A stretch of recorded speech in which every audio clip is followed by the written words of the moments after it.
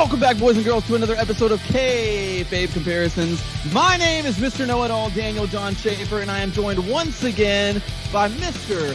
Wex, breaking the Lawson. Wex, how we living today? Hey, we're living pretty good. We're going to be living even better if the Titans can pull off that victory tonight against the goddamn Buffalo Bills. But we're going to be living good regardless because this great interview we're about to do here in just a second. I am so hype. But before we blow our load, so to say, let's go ahead and cover those predictions that we put up last week. I think there was only one that we disagreed on, right? Yes, and I got the victory for the second week in a row because I predicted for the Inner Circle to lose, and they did lose. Is that what happened? Yes. Yeah, I think you're right. That's the one we missed. Yep. All right. Well, you are now the predictions champion. I'm sad to see it go, but you know what? I'm coming back out for it. I'm coming for that ass. I'm gonna get that title again. Don't you worry about it. Hey, that's 2 weeks in a row so far, but well, no, I won last week. Last week. Okay. We're 50-50 booking here. That's what's happening. We're going back and forth. Okay. But, all right, I'm off a little bit, but I'll get back on track. We got a lot of really, really good feedback. Last week we covered GCW. It was the first time ever on the show. So hype. So glad to have the new listens here. Welcome to the show. We are so happy to have you guys here. Love the feedback that you guys have given us on Twitter too. The show is just growing and we are here for it.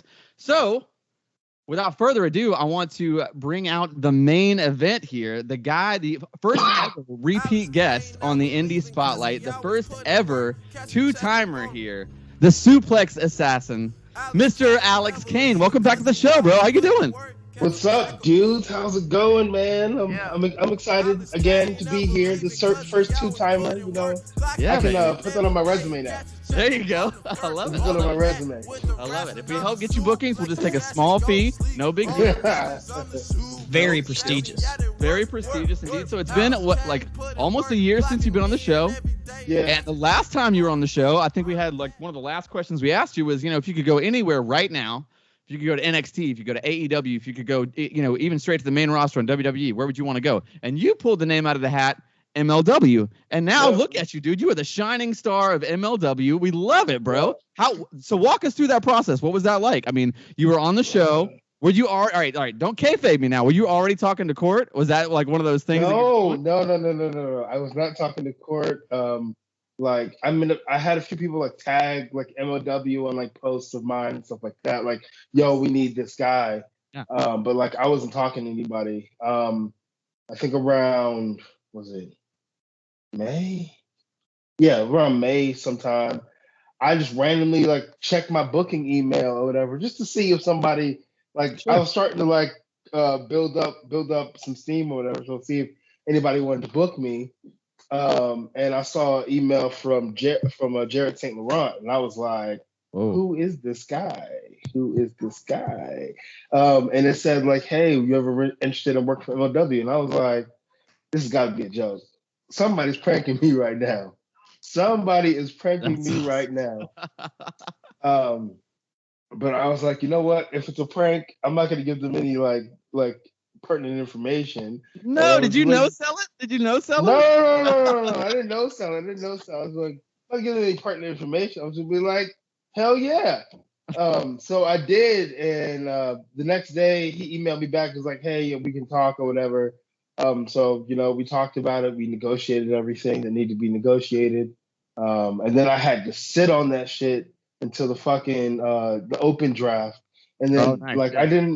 I found out around April or whatever, when I was gonna actually be drafted or whatever. That's dope, man.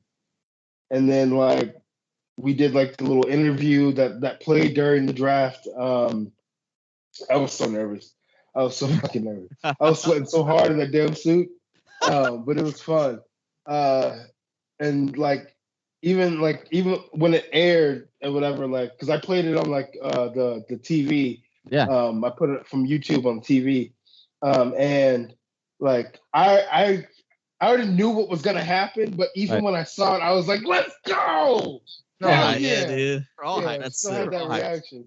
We were all hyped to see it. I know I watched it on YouTube for sure. I was super pumped for you. I think I tweeted out something about it. But man, dude, it's crazy that you literally spoke and manifested where you wanted to go. And let's be honest too. From a year ago, MLW has also been on the come up. You know what I'm saying? Like, it's not like the MLW is a different MLW now than they were when we talked about it a year ago. But even in that like in that world, I mean, you know, you had gone from being like this indie darling, and I think you said it yourself. You've been wrestling what, 3 years now? Yeah, 3 years now. That's insanity, dude. Like, you might be one of the fastest rising stars, especially in this like kind of era of pro wrestling, and you deserve it, bro. The fact that you just kind of spoke that into existence. So look, this is what I got to ask you though, right? So you finally make it to MLW. This is the place that you wanted to go. You've been working the indies. You've been busting your ass. You've been taking all the bookings through the pandemic, doing your thing. How different was it going to that first Fusion taping from the other indies and the other kind of like even the higher end indies that you've done? Is it night and day? Is it kind of similar? Like, walk us through that. As far as like the locker room and stuff goes, it kind of feels like the indies. As far as like there's no like, it's like lower level indies is like people have like a bunch of fucking egos, and it's weird as fuck because a lot of the guys haven't done anything, so I don't know why they have egos. But like high level indies, at least the ones that I've been on, everybody's just trying to have the best show possible. Yeah. Everybody's trying to like give you free game or whatever, how to make your match better, all these things like that. So that's kind of how it was. Like, I was able to ask people questions or whatever, get good feedback, sit, you know, chill, hang out. It was literally like, I think in the interview, like, Alicia was like, welcome to the family. And like, they weren't lying. Like, it is like a family back there. Love it. I love it. The biggest difference is like the budget and the production. As far as like putting like promos and stuff together, putting segments and stuff together. Like gorilla, there's actually a gorilla position. Oh, go to the curtain, that's gorilla. No, it's actually gorilla. Like, and you actually get like cues and stuff. Agents, having an agent is like is a godsend. Is it helpful? Like it's a lot. It's very, very helpful, especially if you get an agent that gives a damn. Because some agents go in there and they're just like, whatever. But some agents are like, yeah, they're like excited about it. Because like when I first started, like when I was at like Pro South and stuff in Alabama, like they'd be like, oh, you got an agent for your match. I'm like, what do you mean I have an agent? I already know how to wrestle a match. Yeah. But like now it's like, yo, do I have an agent? Yeah. Hell yeah, this makes it so much easier. Because like, when it comes to putting together a match, sometimes it's like I'm really generous. Like, so I'll be wanting to give people like a bunch of shit or whatever. Because like me, I like to be when I'm wrestling somebody small, whether I'm wrestling somebody smaller than me, bigger than me, or whatever, I like to be put in danger because I feel like that just makes the especially if I'm going over, I want to be put in danger. So it makes it look like, oh, this guy might not win. Right. But with my MLW debut, it was like, no, we want you to murder this man. Yeah. Or whatever. So it was good that I had an agent there or whatever. So the agent's like, no. All we need you to do is sell. That's all we need you to do. Alex, what do you want to do? I love it. Dude, well, I think that's pretty fucking sick that MLW has that family vibe, and like once you kind of got accumulated to the roster, I guess once you got acclimated to the roster, I don't know what the hell I just said there. Once you got acclimated to the roster there, like who's the first guy that you were like, that's somebody I really want to go against, I really want to face? Like, who was that one person that you haven't already faced? Because I know sometimes you kind of, if you're working a bunch of different places, you kind of bump up against a lot of different talent. As far as like me wanting to work, like Fatu is definitely somebody I want to wrestle one-on-one. Yes. We a few months ago we were in like a fatal 4-way, which is still fun. We got to touch a little bit, but not too much. But it was still cool. I wrestle Hammerstone on Friday, and that's like a match that everybody since I started like gonna be sick. Since I started coming up, everybody's wanted to see, and like I kind of after like watching some of Hammerstone stuff, I'm like, oh, y'all want to see it because y'all want to see me get tossed like I toss people. Cool.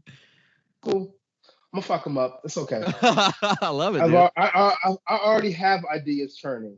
I love it. And they're not, and all those ideas aren't even suplexes. Just okay. Little shit I want to do. And I said I was wrestling Josh Alexander next month, and he gonna quote tweet and say, if you make it through me. And like, I wanted to get on Twitter and just be like, yo, look, bitch, I'm definitely gonna make it through you. That's what I'm talking about, how I'm wrestle Josh Alexander next week. You think you the first big dude that I done went up against? Like, okay, you at Hammerstone, that's cool, great, and awesome, dog. But you still get your shit rocked.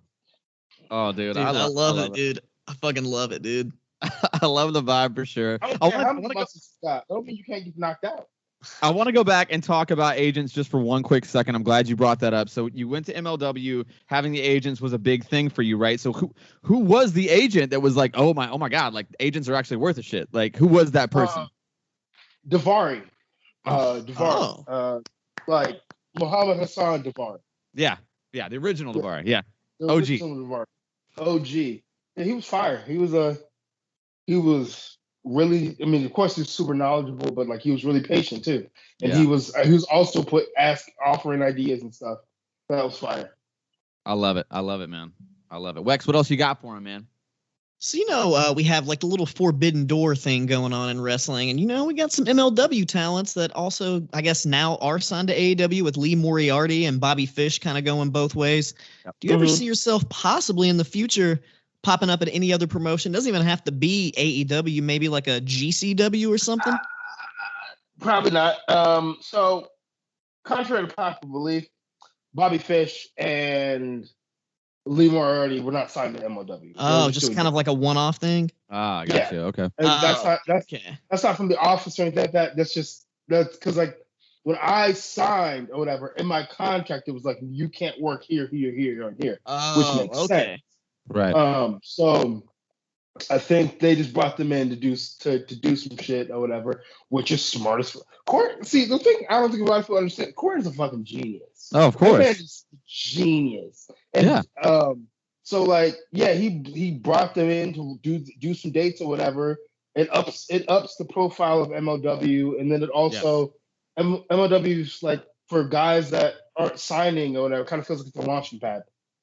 Yeah. In a way. Yeah.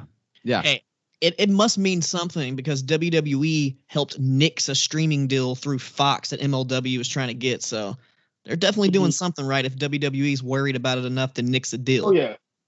Oh yeah. Okay, see that's the funny thing too. I'm glad you brought up WWE because I have actually heard that with NXT now being 2.0, Vince had his hand in it. NXT is not viewed as developmental any longer, right? So like there have been a lot of talks about, especially Brucey back in the back is pushing to have MLW kind of be the new farm for WWE. Is there any truth at all to that rumor?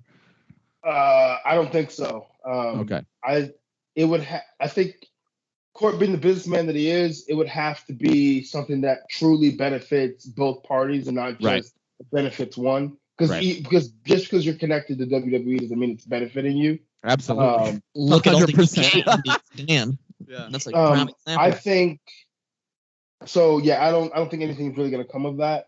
And like to say something to the whole developmental thing, I think Vince having a hand in NXT now, because like I think when Triple H and Shawn were running it or whatever, they changed it from being developmental to being like a third brand. Yes. Now that Vince has his hand in it, now because Vince wanted with NXT to be was developmental. So now with NXT 2.0, it's now going to be developmental. Yeah. Instead of the other way around. We're essentially watching FCW. Yeah. Yeah. Yeah, I know. I don't even watch. I really like.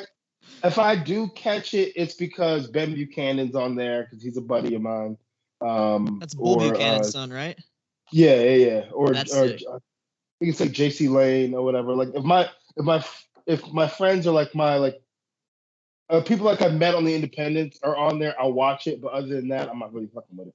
Yeah, I love Swerve. Shout out to Swerve. I think he's doing a great job. I think the Hit Row thing is probably one of the best things on NXT. They just got called up to the main roster. Yeah, so thank God. I was about to say, I just hope with them being on the main roster, like they're still able to be them, and it's not like, oh, we're gonna come. Yeah, I agree. The main roster version, the watered down version. Because like I feel like at first I wasn't a fan of Karrion Kross, like not a huge fan of Karrion Kross. But like the more like I would kind of like watch some of his matches and kind of seen how he's been treated or whatever, like I kind of sympathize with him a little bit because it's like Triple H brings you in to be this like monster or whatever, and I mean he's still a big fucking dude, but he's not like a big fucking like main roster dude. Because everybody in WWE or whatever for the most part is pretty fucking big. At least that's what I gathered from like doing like extra stuff for them back in the day. Yeah. I say back in the day like I'm old, and I'm not. But like to bring him in with this girl, he has this dope entrance, he has all these things or whatever, and then Vince takes these things away from him, puts him on the main roster, and still won't let him have these things.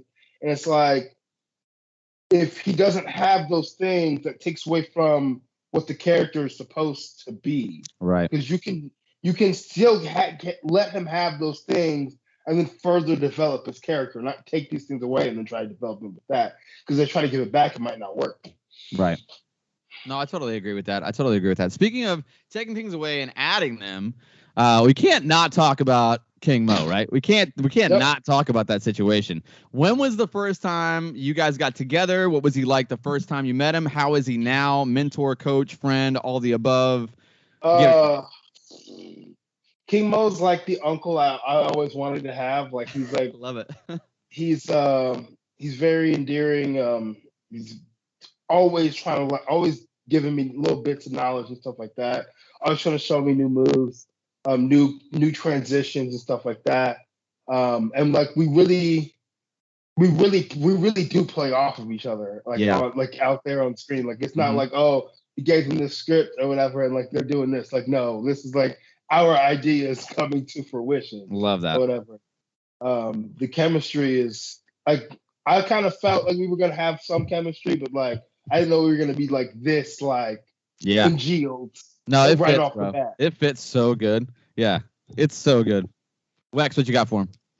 So yeah, and you're talking about him like kind of helping you out with like matches and like moves and shit. That ripcord angle slam or Olympic slam that you pulled off, I thought that was sick. I really liked the innovation. Dope. Did he possibly help you with that, or was that all up in your own brain? Was that just? Yeah, that was all me. It was all me. I came up with that in like my first year or beginning of my second year, because I needed something that I could do to everybody. And I was like, an ankle slam, but like I don't want to just do an angle slam or whatever. And be like, this guy's just trying to beat Kurt Angle and put a ripcord on it. Okada angle. Yeah, Okada angle. The best of both worlds. I love it. The Kane maker. I love it. It's sick. I thought it was super sick when I saw it because you only have a few people that do the ripcord moves, and I just thought it transitioned perfectly.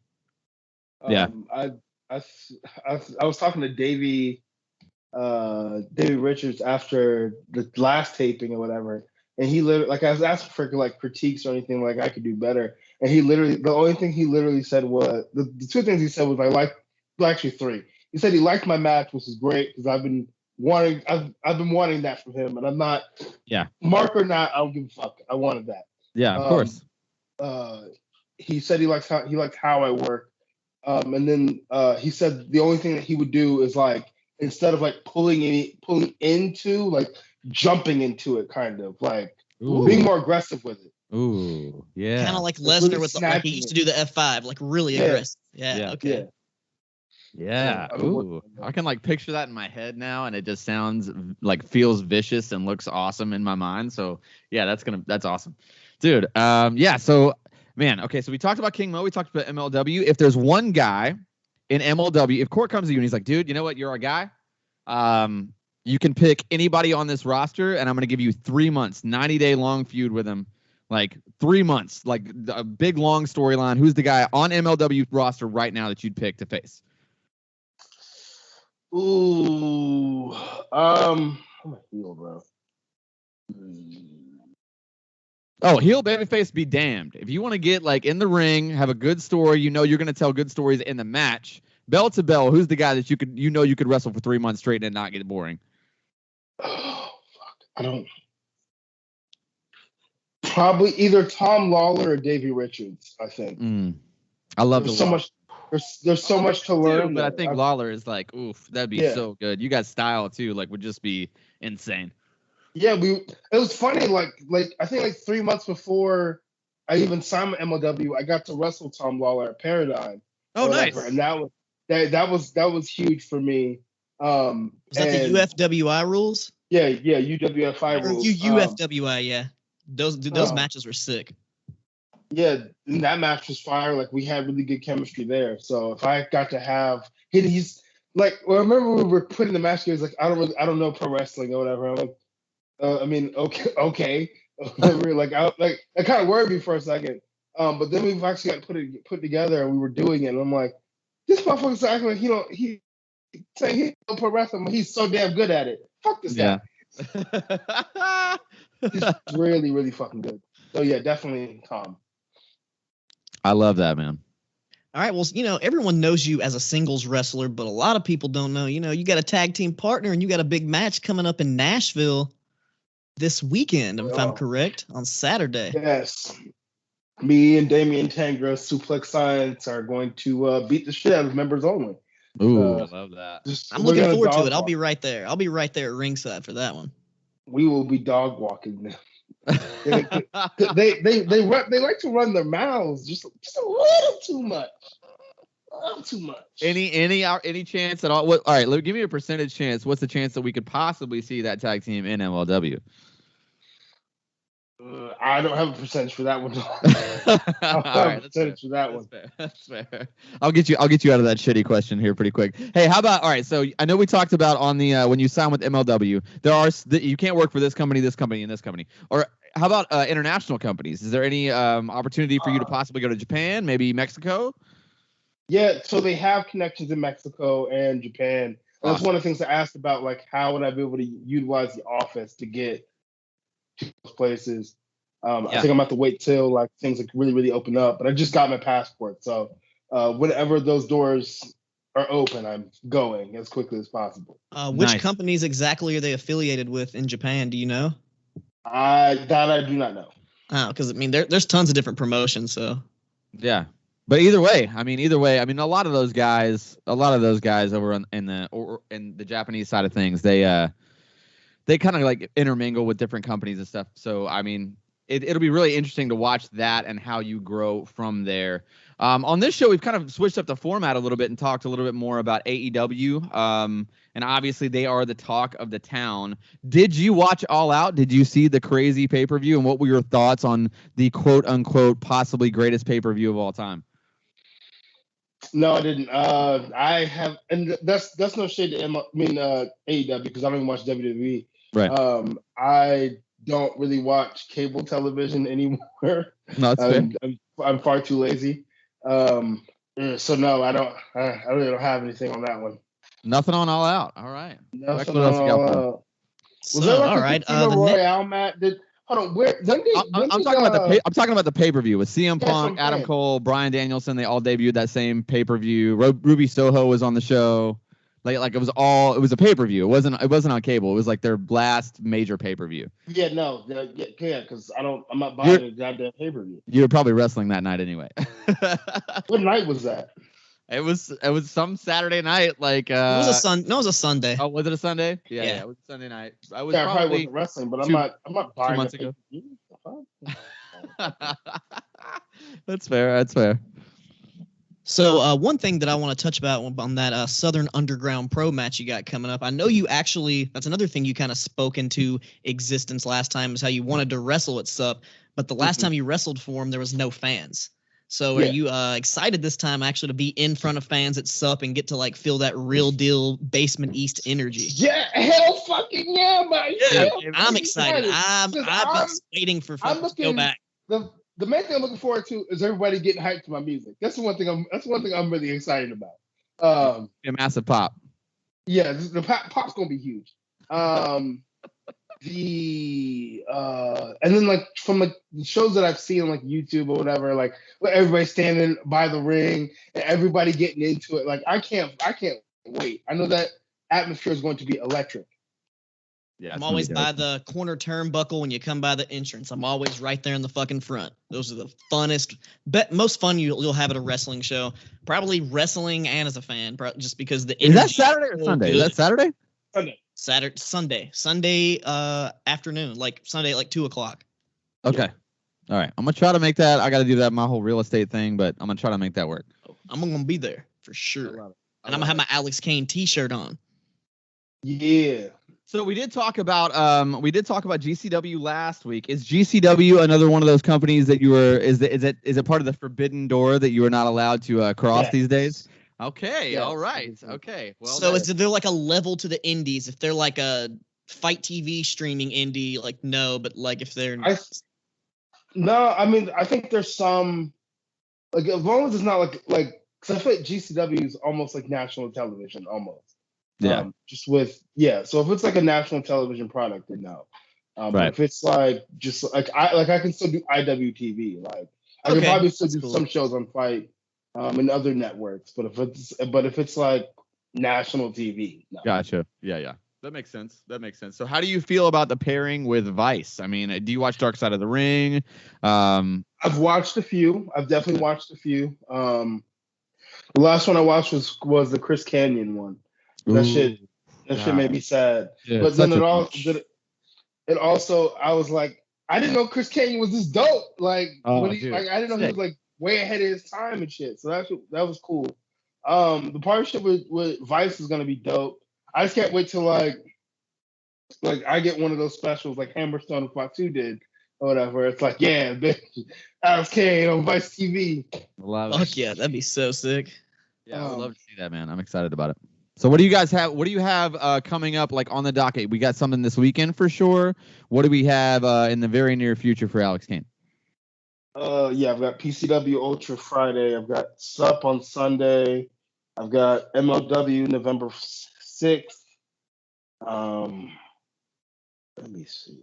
I have to look at my calendar. So when you do an MLW show, are you doing multiple tapings in one sitting? Yeah. Is it okay? How many tapings do you usually do in one show? The most that we've done is 2. Oh, okay. Like well, not 2. We'll do 2 tapings. Like if there's like when we did the Battle Riot or whatever, it was the Battle Riot and Fusion. So it was a few weeks of Fusion and then the Battle Riot. So sort of like when we go to the Impact tapings, like they'll tape a special, then like a few 2 days, but it's like 4 shows or something. Yeah. Okay. Cool. Something like that. Do they shoot everything in like storyline order, or things kind of like broken up so that way not everything ends up on the dirt sheets essentially? That's what Impact does. Impact will break. Like we live in Nashville, obviously, so we go to these Impact tapings, and it's like they'll literally I mean, I remember we went and saw a Bound for Glory match like a month ago, and they'll just change the one apron for one match, and then all of a sudden it's like before the Impact, and then it's like Impact, whatever their normal TV show. It's like they're all over the place. Yeah, and then it'll randomly switch to like a special, like a Fight TV special. They'll like do a match for. It's really really random, but keeps you on your toes. More tenuous than that, or is it like do they try to break it up to keep it from being reported on essentially? Nah, they would just run it like an actual show, okay? Because it's live. So it would be kind of weird to try to shoot it in a strange way. So they just shoot it like it's a whole show. They just have it set up on the card how they need it. Gotcha. But I mean, there hasn't been too many things that have gotten out. I mean, even if something does get out, I don't think they acknowledge it. So that's cool. Because they're constantly always promoting stuff. So right. I mean, and that might be a little too nitpicky for the more common fan, but I mean, to be honest, dude, we're a pretty niche pro wrestling podcast, so all the little grimy details is the shit marks like us just like to hear about. So we appreciate you answering those questions. Wex, what else you got for him, man? I mean, we pretty much you've covered a lot of stuff that I was gonna say. I got another one for you. I know the last podcast we did, you told us your favorite match at that point in your career. So since our last podcast in this past year, what has been your favorite match? What was my favorite match last time? It wasn't an MLW match. I know that. My favorite match since then was my match with Joe Black at AWE. Oh, nice. That shit was a lot of fun. Well, I put a match with Joe Black or a match with Tim. What is it? Timmy Lou Redden. Oh yeah, I know what you're talking about. Yeah, I wrestled him at Viral Pro. So either one of those 2 matches. Okay, all right. Well, everybody, if you're listening to this, go check those matches out. I'm sure they're on IWTV. Did you get that match with O'Shea? That you would that was one of the guys that you had really wanted to work when you last time. Yeah. I wrestled him at Action. Love it. I love it. Okay, dude. So let me ask you one more question here. All right. So for Alex Kane, MLW this year, a year from now, right? Like, this is your second time on the show. Let's give you another year. Where do you want to be a year from now? You're pretty good at speaking your own future into existence. So let's hear it, man. Like, let's shoot for the moon. Where do you want to be a year from now? National openweight champion, gunning for the MLW heavyweight championship. Ooh. That's where I want to be. I love it. I love that idea. You have a pretty solid track record at predicting stuff. So I'm just saying, I think it's a good chance it'll happen. Pretty good, solid chance. Pretty solid chance, man. Where can people find you? Where's your socials? Where can people book you if there are some indies out there that aren't doing national TV? Thank you very much. Now that he's exclusive to MLW. My Twitter is Alex_Kane11. Instagram is the Suplex Assassin. My booking email is alexkanebookings@gmail.com. Don't find me on Facebook. It's I'm up to like 300 friend requests now. Nobody's just leave the only people I accept are like people that I know, and then other people are just like, eh. My merch is on ProWrestlingTees.com, but from what I've heard, I may have to get out for Pro Wrestling Tees. No! Kind of worried about that. There've been some controversial signings by them, I guess. Wait. All right, let me in. What happened? I don't know. What's going on with Pro Wrestling Tees? From what I've heard, like they got like caught up in some like neo-Nazi shit, and like I don't know for sure. It's just what I've heard. And I really hope it's not true. I really hope it's not true as well. Because normally I order my shirts on like the bulk order thing or whatever, right. But like for like the past few weeks it's been down. I'm trying to figure out why the fuck it's down. But weird. With my friend telling me that, I was like, ooh, it's not good. It's not good. I love it, man. Open weight going for the actual title in 1 year. I think that it's honestly, I think you might be underselling yourself. I think next year you might be looking for reign number 2 or 3 for the world title, in my opinion. I mean, you're just killing it. Okay.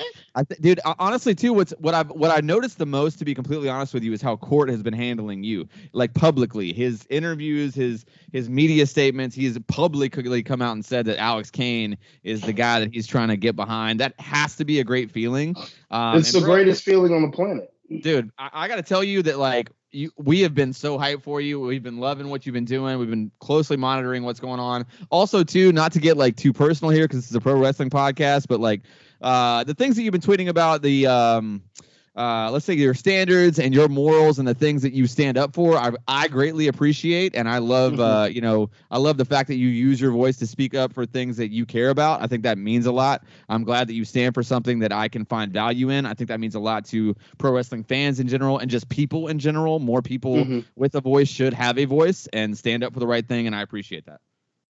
Oh yeah, most def. I've done seminar. I did a seminar recently. And that the person that did the seminar was like, like only thing people care about is that you wrestle or whatever. Like if no one cares about your politics, nobody cares about, your religion, no one cares about your views. And like, I remember being a kid, like I genuinely gave a damn about what Triple H thought about like some politics or whatever. Of like course. what his worldview is. Like I care about like what Vince McMahon's worldview is. I think about what Tony Khan's worldview is. Like I care about other wrestlers' worldview. Like that's like when I meet wrestlers, even now or whatever, I always wonder, could they be on this side, could they be on that side? Like these are things that I think about. And like I hate. Are they babyface or they a heel? They face a heel. Like in real life, they babyface or heel. Like right. So like I don't think that I mean there are people that like they don't want to hear about all that stuff, but I feel like if we as a society get to the point where like talking about these things isn't so taboo and that it's commonplace, like I feel like society will actually get better. But yes, agreed. We'll see. Dude, and especially in pro wrestling, like I'm glad you have good positive vibes because and views because wrestling has kind of had like a negative stigma for years. Obviously watching Dark Side of the Ring and just being even minorly around the business for like small amount of time. Like I know it's pretty rough. So I like people like you and other wrestlers who are trying to make a change and make things positive. Carry Awful, another good one too, is just right there. Like that kind of stuff. Like to see a change in the business. Speaking of, if I can speak for Crux, boy, you got to get on a show of theirs for sometime soon, man. I got to see I want to see a best 2 out of 3 falls, you versus Carry Awful. God, that would make me so happy. That would be a wrestling match, dude. That would be so good. It would be so good. If I wrestle, the first person I wrestle from Crux is going to be Luther X. Before anybody, I need to wrestle Luther X. And that would also be a challenge. It sounds like a challenge. It feels like that felt like a challenge, Wex. I've been trying to wrestle Luther X since like last year. Like we met at Pro South. We were in this Rumble thing or whatever. And we went off to a corner or whatever. And we started going at it and we had chemistry. And I was like, we need to do this. But I remember one place had it booked, but I think I ended up having WWE extra shit to do. So they let me off to do that. Now that I think about it, I wish I would have did that show instead of the extra stuff. Of course, 100%. I mean, it's it's like $500, but it's also this shit is it's boring. It really is boring. It's extra work. Yeah, it's extra. Like when you're first starting out, you're like, oh my god, yeah, I want to be an extra. But then it's like, when you really think about it, it's like either I'm gonna sit here in catering all day or whatever. I mean, yeah, there's food, but it's also a little awkward because the superstars, I get why they're the way that they are, but they don't have to be assholes. They can be people, because some of them are cool, but a lot of them are just you almost get that vibe of I'm better than you. I'm not cool. Yeah. The majority, I mean some of you are, but a lot of you aren't. So the only person, the only 2 people, no, 3 that were actually decent human beings was Randy Orton, who literally came in a tank top, shorts, and flip flop, and he dapped us up. Titus O'Neil and Bobby Lashley. Those are the only 3 people that really spoke to any of us or tried to make us feel any kind of comfortable. Everybody else is just a dick. Yeah. I mean, they definitely made you feel lesser than. It was a different time. I totally know what you mean, man. But dude, I would have. Yeah, you and Luther do that. I feel like that would be insane. Maybe it's just because I got a soft spot for Carrie, but I think that you and Carrie could have a fantastic match. I think the story would be insane. Alex Kane run through the entire Crux roster. I would love it, man. Yeah, definitely. I definitely could. I think. Definitely could. No shade to my Crux boys, but I think that'd be some good business in my opinion. For sure, it's good. It's good for everybody all around. But yeah, dude, you know what? I think that's gonna do it for us for this interview. Alex, you're amazing. We love you. If we can have you on annually, I would absolutely love to do it. As long as Court Bauer says that we can make that work, I'd be down to make it happen. Wex, what do we have coming up for our AEW predictions? This is the part of the show where we pick the matches, and even though you don't watch, it actually is probably better. I would love to hear your predictions just based on not watching the show at all. Who you think would win these matches? I think that'd be kind of funny. All right, so one match. It's the first match in the World Title Eliminator Tournament: Orange Cassidy versus Powerhouse Hobbs, and a rematch of Hobbs' first match when he jobbed out to Orange Cassidy when he first debuted. So. Oh yeah, Hobbs is definitely gonna whoop his ass then. Yeah. Really? I'm going Orange Cassidy. I'm going Hobbs just because. Obviously, if we're talking about a legit fight, then yes, absolutely, it's Hobbs every day, all day. I'm not even thinking about legit fight or whatever. I'm thinking of the long-term story that's being told. Yeah, exactly. Okay. That's what I'm thinking. If Hobbs comes in and gets beat by Orange Cassidy over and puts Orange Cassidy over, then there's a thing in wrestling where it's I'm gonna do you this favor, you do me this favor later.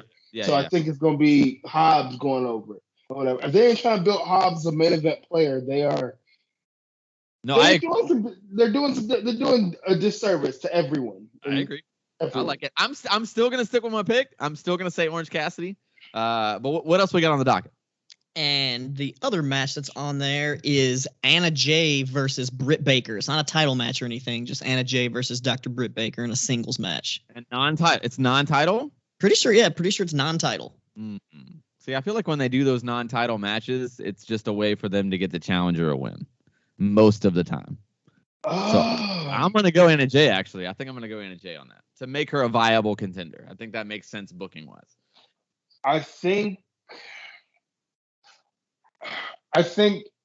Anna Jay, but I think it's going to be some shit with the Dark Order. Like Dark Order. Oh, for sure. In some way, shape, or form. So it's not like a clean win. I think the Super Click gets involved as well. I'm going Baker. I'm going Brit Baker. Well, I don't think Brit Baker don't need the win. Right. That's what I'm saying. That's exactly how I feel about it. She needs to put over Anna Jay. Yeah, I gotta remember we're watching AEW and not WWE and actually like book logical stories. So yeah, but at the same time, I'm still gonna go Brit Baker because I gotta have a different pick. Well, what about a DQ though? I mean, DQ still builds it, and they don't overuse the DQ. This is not WWE. They don't use it very often. When they do use it, it generally makes more sense. Maybe they could be building to like a big multi-team match because we do have a pay-per-view coming up and none of these guys have a way to get on the show, and it makes more sense to have like maybe we have 3 guys from the Dark Order versus the Super Click and Anna Jay and Brit Baker. We have like 8-man like mixed kind of tag team match. I feel like that'd be pretty dope too. It's a good way to get 8 guys on the show without having to have a whole new storyline. Well, I'm still going to stick with Brit Baker because I want to stick to my gun, stick my pick. All right, and the only other match that's advertised because they're also going to reveal the bracket for the women, the TBS championship. So I guess that's going to take a little time. But the other match, Jade Cargill's going to win the TBS championship. 100%, zero doubt. I think that's a right move. And she should, yes. Yeah. But this next match, Pac versus Andrade Part 2. Who won the last time? Andrade won, but with interference. It's Pac. Pac's winning, no doubt. They're doing this series thing. Like they're gonna do best out of 3. They're gonna do a rubber. Pac's definitely winning. 100% winning. That Andrade wins. Andrade will probably win, and then they'll do a rubber match. I don't know. I think he wins, but there's no rubber match. Then Andrade's up by 2. Yeah, because Andrade won both times. No, Andrade already won the first time. This is part 2. That's why I'm saying Pac. Pac's probably gonna win. I heard you wrong. The reason I think that Andrade will win, though, is because the last time he won because Chavo Guerrero interfered, and he didn't want him to interfere, so he beat him up afterwards, and he wants to prove that he can win it clean. And I don't know, I just see it happening because he hasn't really won very many matches. He beat up Chavo Guerrero. Chavo Guerrero's pissed. He's going to come and clap Andrade's ass, and Pac going to win. What you mean? I heard Chavo went away to go film some episodes of whatever show. Man, nah, the flights, private flights move. And he just cost the Lucha Bros their AAA Tag Team Championships on Wednesday. So they'll probably get involved too because the Death Triangle is still a faction, even though they're not always they still got that faction. All right, not to get off on a tangent here. We got some time. It was a relatively short show. I got to say this. This is the one thing. I like AEW putting like kind of people in little areas. They're not necessarily factions, but it's like, Christian kind of hangs out with the Jurassic Express and like they're all kind of in their cliques. And that makes sense to me because that's the way real life is. People kind of hang out with their people. It is the way it is. Like it's not just like, oh, there's just all baby faces, just all heels. And some people bitch and they're like, oh, there's too many factions in pro wrestling. Dude, like this is legit. Like if you go to a backstage even on the indies, like you're going to find dudes that are friends. Like, even if they're working together or not, like, you're going to find 4, 5, 6 guys that kind of hang out together. And then you'll find little pods. And it's not like there's heat with anybody else. It's just like you find the guys that you relate with the most and you hang out with those dudes. Like, and so I appreciate that in AEW. But here's where I draw the line. If you put them on screen in a faction and you make it like this group is solid, we're a solid thing, and then you have a tag team get their ass beat and left laying by 6 guys and none of the other guys come and help them, you immediately devalue what you put on television as a solid group to me. Like that is honestly my biggest issue with AEW. They fixed it though. They fixed it. Because you're talking about the inner circle, and I guess they heard you talking. They listened to our podcast and they changed it. I know. I mean, you know what? You're right. You're right, Wex. You're right. I'm glad they're here now. Just keep heeding my advice and you'll be okay. All right. We all know that I know what's best for business. And I'm just trying to take us into the next level, right? We're just all trying to put Vinnie Mac to bed. Speaking of going to bed, you can find me at Daniel Daybreak. You can find the show at KayfabeCom, except on TikTok. It's at KayfabeCom Pod. And next, I fucked up. That's right, because Wex fucked up. I was gonna leave that out because we had a nice guest here, Wex, but granted, you you can have no find me on tradition. TikTok too. I'm on TikTok at the Suplex Assassin 1. Love it. I watch a lot of Alex Kane on TikTok. Got some good stuff there. I did. Yeah, be sure to follow us all on the TikTok. We all have a good time there. We're having a good time. Thank you so much, Alex Kane, for being here for sure. Thank you for having me. Next week is going to be Impact Bound for Glory 2021 versus Halloween Havoc from 1996. That's going to be insane. Pretty sure we got Juventud Guerrero versus Eddie Guerrero on that show. We also have Chris Jericho versus William Regal on that show. I guess he was Steve Regal at the time for the television not the Duchess championship. of Queensberry match. No, earlier. not the Duchess of Queensberry. No, this was a totally different match, but I'm super hyped for it. Impact Bound for the Glory has got a ton of really good shit. Impact is, honestly, I feel like all of the smaller wrestling companies are all on the come up right now. I feel like Impact's doing really well. I feel like MLW is doing really well. GCW is killing it. I'm super hyped to see where that goes. Wex, how you feel about Bound for Glory next week going up against the classic Attitude Era Halloween Havoc? Well, I mean, I've been keeping up with Impact lately, and I've been going to the tapings. Pretty exciting. I mean, we're going to get to see Josh Alexander go for the world title, which I'm kind of thinking he's going to win because they're going to have to need a way to get Christian off of Impact for a while and then back onto AEW more full time. So I could see Josh Alexander. So you could be facing a world champion here soon, Alex Kane. Yeah, I could be. He could be defeating a world champion here soon. Exactly. Yes. Suplexing a world champion here soon. I mean, yeah. Regardless of what happens, I'm going to suplex him regardless if he's world champion or not. I love it. And then 2 weeks out, we got Survivor Series 2001, the height of the Attitude Era, going up against NXT 2.0, excuse me, their version of Halloween Havoc, whatever that's going to be. I'm pretty excited about the next 2 weeks. I think we got a lot of new current content going up against some old classic stuff. And we're definitely going to keep this indie spotlight thing going for sure too. Got some other guys that we definitely want to be on here too. I have been in talks with a guy named Calvin Tankman, who was just on a GCW show. Hopefully getting him on here. That dude has been a sweetheart of a guy. A fucking monster, Lord Jesus Christ. What a sweetheart of a dude though, right? Yeah, he's really, really fucking nice, but man is a monster. And I do not absolutely. He has given me like so much fucking confidence though. Because like sometimes I'm like, man, like I don't look like the prototypical like power guy or whatever, as far as like being like lean and stuff.